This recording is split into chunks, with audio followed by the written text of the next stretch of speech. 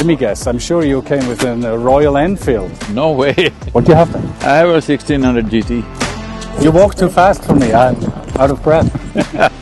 Where would you rate us? You're somewhere around 7, 8. Who has a 10? 10 is in those places where there is nobody. It is the quality of the soil in the mountains which is making it look the way it is. We're all big train lovers. I would prefer a motorcycle to a train. If there is no element of danger, I can't live. You have a favorite type, like cruisers or… No, I normally ride adventure motorcycles. I'm going to take you with my Harley for one day.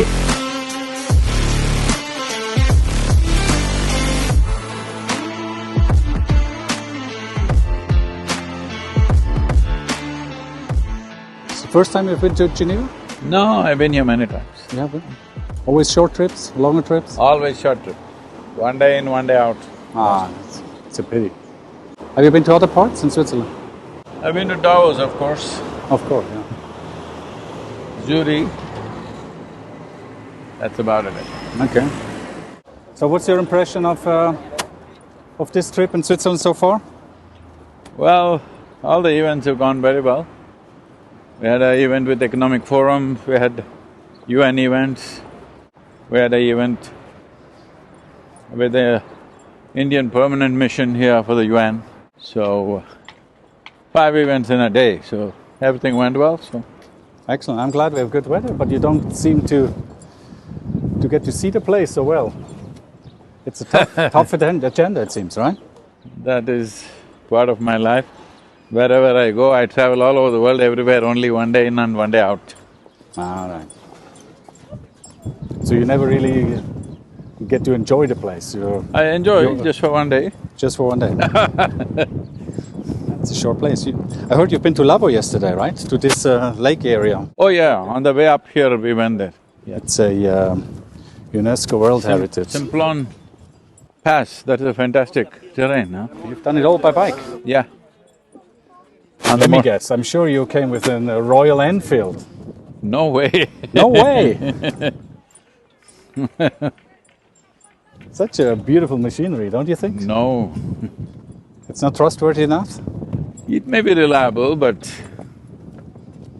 no, it doesn't have the necessary. All right. What do you have then? I have a 1600 GT. Oh, nice. Well, this is water, but we're here to talk about soil, not water. I thought, you know what, when the first time heard about your initiative, I thought it is actually brilliant. I mean, the climate change and all this is a very important topic, and everyone focuses on the air, obviously, on the temperature, obviously, and on water. But it seems that the earth, the soil, has not really been an issue. Oh, it's the most serious issue. For some reason, everybody's been avoiding it. If temperature is the issue, well, in this country you may not understand. If you come to a tropical country, you stand in the hot sun for an hour, then go under the tree shade, you will understand what's climate change, right there. Well, we see it sometimes with the glaciers and with the snowfall, but you're right. I mean, of course, it's a discomfort, but it's not an existent threat. That's probably a difference. So, this is something that we are not attending to in the last 1000 years. Photosynthesis, which is the basis of our life here. Because before photosynthesis started, somewhere around 1 billion years ago, they say, the Earth's oxygen, the atmospheric oxygen content was only a shade over 1%. Today it is 21%. Only because of that we are all here, all this complex life has happened. But in 1000 years' time, the drop in photosynthesis is around 85%. That's massive. You just look at the world. Everywhere either the land is plowed or paved. The land needs to have some kind of green cover, either a crop or grass or bush or weeds or trees or whatever. Green leaf is photosynthesis. That is, it's capturing carbon, making carbon sugars, passing it on to the other creatures in the soil, and at the same time breaking carbon dioxide and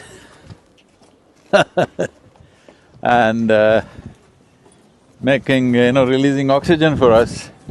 What we inhale, they exhale. What we exhale, they inhale. So one half of your lungs is hanging up there on the tree, not this tree. There's no leaf right now. Not yet. Not yet. A couple of weeks there will be. Yes. That's an interesting thing. You know, initially before, I was actually a farm boy. You walk too fast for me, I'm out of breath. What I was just going to say, my father has a small farm, a tiny farm.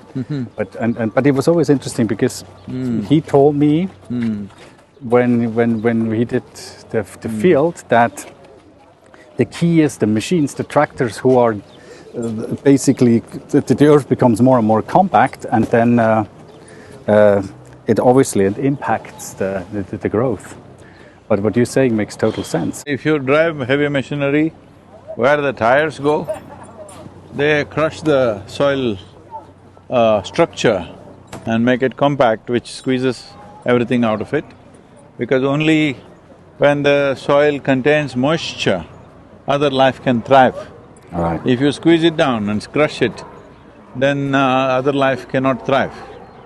Not only that, when we plow the land, we are plowing with the machinery, we are plowing anywhere between 12 to 14 inches. But most of the life that is responsible for our existence here is within 12 to 15 inches or maximum 18 inches. That is being seriously damaged when you open it up and leave it open to the sun. So, bringing back green cover crops… Can I ask you, what do you tell the farmers? I mean, usually they plow it in order to mix old used mineral earth with new ones. So what's then the alternative to plowing? If they plant cover crops when the breaks are there for the crop, that would take care of it. And if you create enough humus, the organisms will take care of it. All the organisms will turn things around. They're every day doing it, trillions of them, they're just constantly working to turn things around. Root system will do that. Root system will percolate into everything and allow things to move. Worms and other things will do that. Life there will do it. Right. We are in a rush, so we try to do it ourselves and damage everything. Now, let me ask you something. I mean, you know, we are the tourism organization of Switzerland. We are obviously caring very much about it. We have, as I would say, in sustainable DNA, we are recycling and taking care of our landscape and our nature for a long time. Obviously not enough, but we're trying to do our best. Now, we have always focused also, as I mentioned before, on temperature. We focused on air and water. Now what… Better the tourism department focus on temperature. If this becomes a hot place, who will come to Switzerland? Well, exactly. And after all, it's Switzerland alone will obviously not solve it, but it's a good point for the tourism industry. Now, what I'm trying to say is, what leverages, what tools does the tourism industry have to protect the soil, to focus on the soil? Because this is actually a muscle we have not been training very well in lately. See, that's the whole thing. We are trying to handle everything with a keyhole vision. Tourism is separate, agriculture is separate, this is separate, that is separate. The land, the atmosphere, water, everything happens as one. And if you keep all those things together well, then people will come because it's pleasant. People are coming here because they love Switzerland. They're coming here because it's pleasant to their eyes, pleasant to their skin, pleasant to their experience. That's why they're coming. Right. So that pleasantness… And because of the Bollywood movies. If you must maintain that pleasantness, if that pleasantness is kept, people will keep coming. That's what sustainability is. If this becomes not so pleasant, why will people come? Exactly. That's what you're trying to… You know, it's sometimes… obviously it's… So I'm saying that can't be handled like a compartment. That's an overall well-being of the atmosphere, which involves soil very much. It's a main thing, main piece. Of course, if you handle soil, water, air, other things will be taken care of. And above all, the cultural aspects, like we went to that vineyard. Now that place is under heritage, which is good on one level. At the same time, it's so sad. What is a natural part of this country has now to be protected like an archive. Well, you can use it, you can actually go and experience it, that's the whole key. It's not a museum, we're not putting a bubble over it, but I think it raises awareness, that's definitely No, the good thing. I'm not against it, I said it's really good. But at the same time, that's how the whole country should have been. Right, an entire… Not just in this country, everywhere it's happening. Good things are all becoming archival. Right. We need to see how to make it normal, you know? Do you think a good way to raise awareness of the importance of soil would be the local products? I mean, things that grow locally. I mean, now you've just been at the vineyard, so the wine in that example, or plants, locally grown products could raise the awareness. It's definitely an attraction. But today, tourists also have become like this. They come to Switzerland and they want to eat pizza. They come to Switzerland and they will go to McDonald's, all right? So… Less and less, luckily, we realize, less and less. Because the culinary experience becomes more and more important. So it's very important that the local experience becomes strong enough and in some way international enough so that this kind of standard stuff that is available everywhere doesn't take over. So keeping the local stuff constantly, you know, under our eye to see that it's being delivered properly, that people's local experience should not become tough or hard to bear, you know.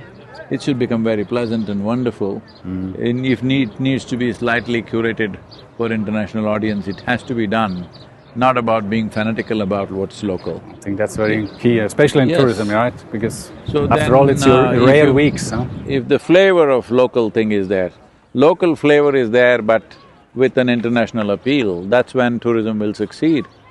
I think Switzerland has done quite well that way, but I would say, like that heritage place where we went, as I was riding through this Simplon Valley and also what is that, Wallis? Ballet. Valais. Yeah. These are spectacular places. You must ensure that, you know, this has happened. Why I'm saying this with concern is, in India, in hill stations this happened. What was, when we were growing up, what was a spectacular place? Just one more house, one more house, one more hotel, and after that, the whole hill is full of hotels. All right. All right? So I know it'll bring in more money, but you will destroy the place and that won't last very long. I don't know if you already have a policy, but definitely some policies has to be evolved, how much we will build forever. Right. We do have policies on government level, obviously, what's allowed, what's not allowed, what's to build, what's not to build. We have one on the tourism side. Of course, it is a kind of keyhole, I totally admit, but it is the sector we can influence. I have zero power over agriculture, over other industrial areas. Tourism, we have actually something to do, so we're trying to work on that. But now that you've traveled so far, like if you compare the sustainability sense of Switzerland to other countries, where would you rate us? Do you think we are somewhere in the middle, on the top, below? If 0 to 10, if we have to rate you, I would say you're somewhere around 7, 8. 7, 8, all right. It's pretty good. Now I have to ask, who has a 10? 10 is in those places where there is nobody. All right, okay. That's right. Well, of course, we all know that. Once human beings are there, they have to build facility and more facility. I've been in Swiss villages earlier with some families, and I think that way the Swiss people are willing to live with less to have their flavor of life, rather than simply blatantly going for more comfort and more comfort. Less comfort makes you fitter and better also. That's definitely the case, yeah. I can totally That is very much there in the rural Switzerland, which I think is your trump card, you must keep it that way. As your young people travel to other countries, especially if they go to America and other places and come back, they will expect that kind of thing that they can drive into their bedroom. Right. They don't want to climb 3 steps. No, I love to hear that writing. I mean, if you tell me in a spectrum for 0 where everything goes wrong to 10 where there's no human being, we are somewhere between You're 7 and 8. Good. I think I'm already comfortable with, but of course this is not the end. We have actually a program. We have a program. We call it SaveSoil. It's a merge of Switzerland and sustainable, and it is not just a marketing line. It is actually we want to. That should be the vision.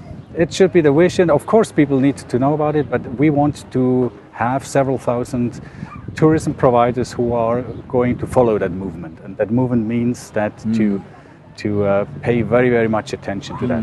And again, I have to say, I think that the topic of soil has not really caught our attention so far. So I think your trip has already you must bring it into your attention, because it is the quality of the soil in the mountains which is making it look the way it is. That's correct. If that goes away, it won't look like that. Right. Well, you have snow-capped mountains, that's a different thing. The snow-capped mountain looks beautiful only on top of the green slopes. It's just like that, it's bare and snow-capped, that won't look nice. Yeah. So I'm saying to preserve the beauty of the place, which is your main draw, I think you're getting 3 or 4 times more tourists than your population. Yeah. You know, I worked before I did this job. I was a tourism director in alpine destinations, and only then I realized we do actually have a law in the Swiss Alps that the farmers are not allowed to cut the grass, the first grass, until the mid of June. Obviously, for the reason of diversity, to make sure that they're not putting too much pressure on the soil, and they're being compensated for that because they say, "Hey, listen, if I cut it earlier, then I can have 1 or 2 more cuts." And they're being compensated for that. So that's, I liked that Just idea. the visual pleasure of the tourists, because that's on top. they're more in number than the population. Yeah, of course, of course. So I think bringing the population's cooperation into tourism is most important. See, right now a certain segment of tourists are coming. Even low-budget tourists, if they have to come, they must have homestays all over Switzerland. That culture has to develop, that people can come and safely stay with families, that you could certify them, you know, that these are the families you could stay with like this. If 500,000 families register, you don't have to build more buildings. In the same buildings, more tourists will stay. See, now tourism, let's say instead of 3 times, let's say 6 times your population start coming.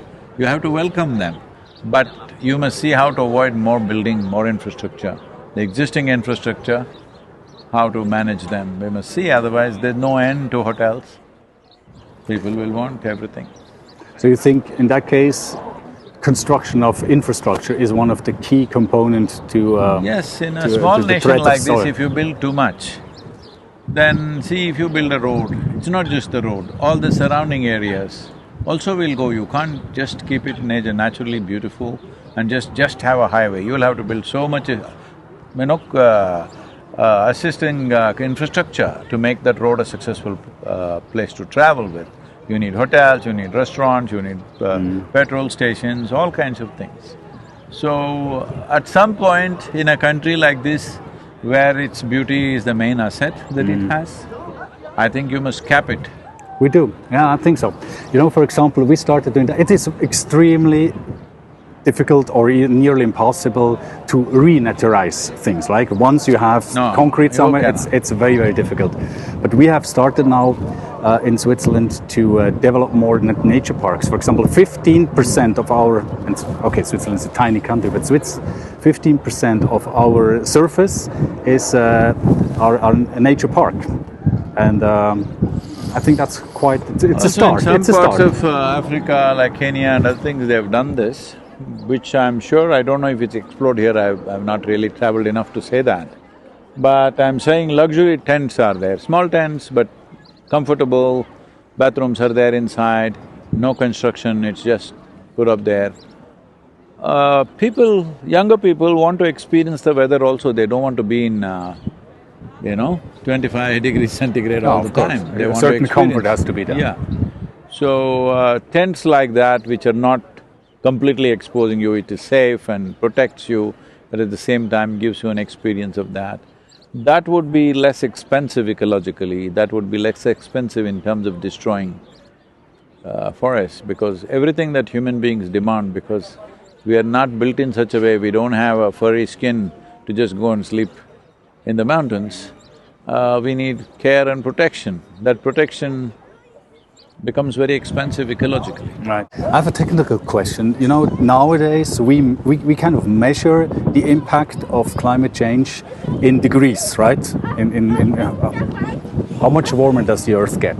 Is there something like a measurement how you can determine the condition of the earth and if it's getting worse or better? How do you measure that? How do you make it visible? How do you put it in numbers or in pictures?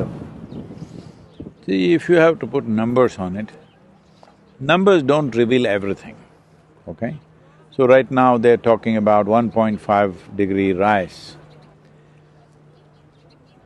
How I see it is, if more and more land is exposed to the sun, both in terms of plowed land and paved land, once it goes to a certain point, after that it may snowball much faster than your calculations, simply it may just go. Right now, I have seen this happening in Himalayas, where I've been trekking since the age of 19, 27 years, every year I trek there. And I'd seen these mountains in all seasons. Never were these mountains ever bare, always snow-clad, even in peak summer. But now if you go, snow is there only for 4, 5, 6 months. Rest of the time it's just bare black peaks. Once it gets there, it'll move so fast after that. So what do we do?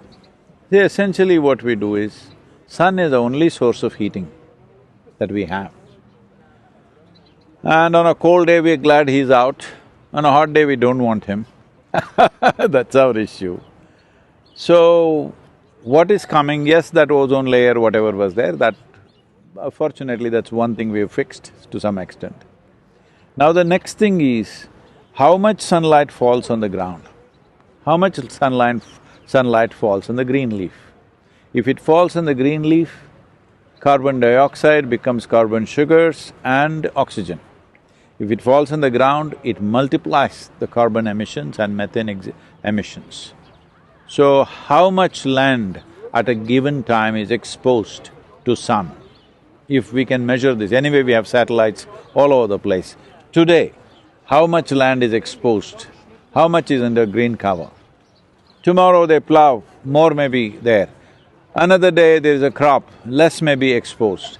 So if this measure is there, that we have, let us say, this many million square kilometers are today exposed to the sun, what season is it? What is the intensity of the sun? So like this we could measure. If you do this, which right now nobody is looking at in that direction, I've spoken to a few people, but they've all gotten into this carbon particle thing. I'm not saying it's not significant, that is also important. But if you measure how much land is exposed to sun on a given day, how much is covered on a given day, it would give you a picture where we're going. Right. So reforestation, planting is one of the… Not only reforestation, because that may be a limiting factor. Because human populations are there, population pressure is there on the land. I'm saying we can do agriculture in such a way that most of the time the land is covered with some green leaf, which will be very good. Regenerative agriculture includes cover crops, intercrops with trees and things like that, tree-based agriculture. We can do agriculture like that. Why I'm repeatedly talking about agriculture is, 71% of the world's land is under agriculture. 71? Yeah, I was not aware of that. And above all, this is one piece of geography where human hand is tending to the land on a daily basis. Everybody talks about rainforest, they have not seen one, I know that. They talk about ocean, they have not lived on an ocean. But agricultural land is that piece of geography where every day human hand is tending to it. If you can't fix that, how will you fix rainforest and ocean and something else? You just have to stay away from the rainforest, as far as possible from the ocean, it'll get fixed. It's a good point, a very good point. Very good point. Excellent. Very interesting. It's lovely to talk to you. It's nice and fresh. That's a moment where we love the sun, right? One of the rare moments.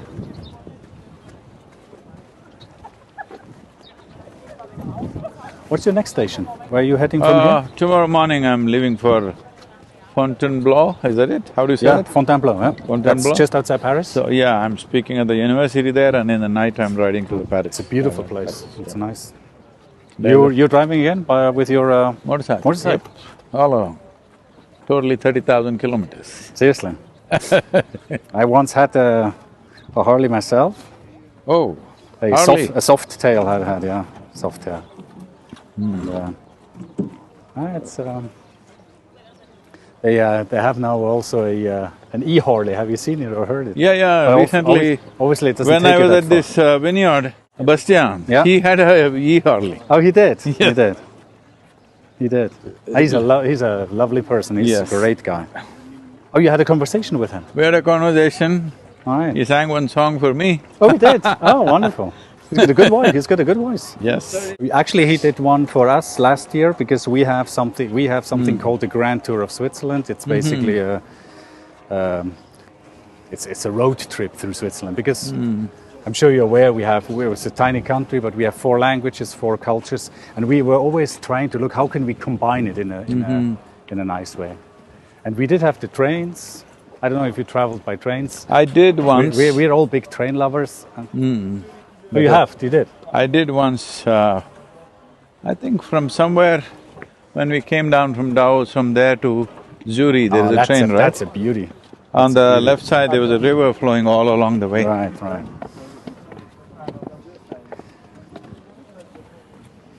Now, traveling through the Swiss mountains on a train is just fabulous because you feel so protected. You know, you have the mountains out there. But I mean, you have the same thing also in the north of. I would prefer a motorcycle to a train. You do? Because when you're out in the mountains, nothing like a motorcycle.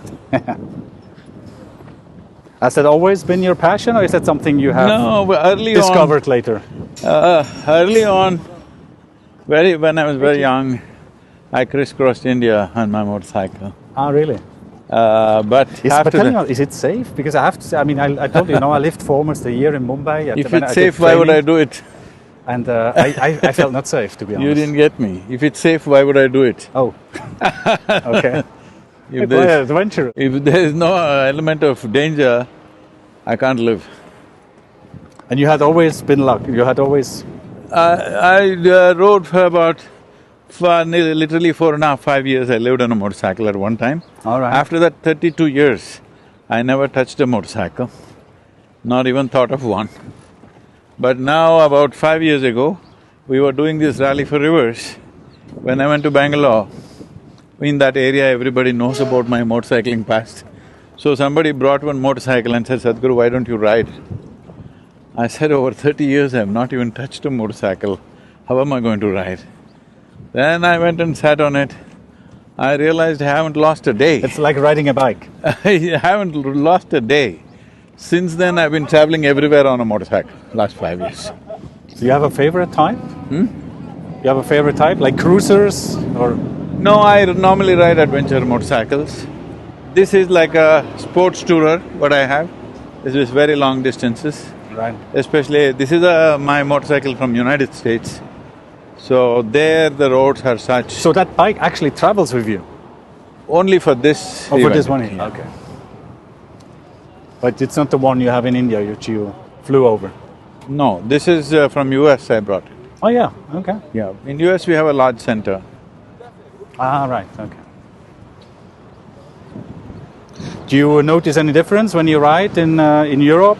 Well, obviously from England to Europe you hopefully noticed one difference. I have no issue with right and left because I always go from India to United States and just… when I get off in the airport I either ride or drive, so I have no problem with that right-left. So, next time you come here, I really hope you have more time than just one day. I'm going to take you with my Harley for one day. Don't make me ride a Harley. No, I'm me on my Harley, because we're going to take a one-day trip. Just give me one day of your time or half a day and I'm going to show you a wonderful pass, because we have the Gotthard Pass. In the middle of Switzerland, we have a pass which is actually separating the north from the south. It's called the Gotthard. We have a long, long tunnel going through it.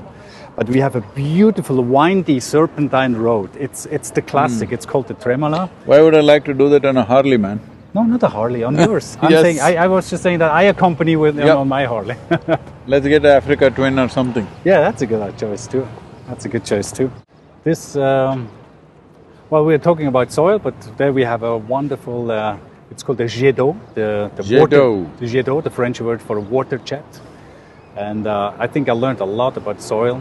I'm really happy that Switzerland Tourism learned a lot from this part, and we're definitely going to pay more attention to this. And I think this is going to bring us very much forward. Thank you so much, Sadhguru. Don't kill the nation with too much modernity, keep it as it is, because that's what will be most valuable in future. Everybody will be tired of gadgets and zoomy cars and everything. People will want something where they can feel the soil, they can feel the land, they can feel the water. That's what will be valuable for the future, because everywhere else everything will be there. If we go that way in the name of development, I think that will last for 25-30 years, and after that it'll go down. Sustainability, if you're talking, Swiss-tainability. Swiss-tainability. So maintain the Swiss flavor. Will do. Thank you so much. Thank you. Excellent, thank you. Wonderful.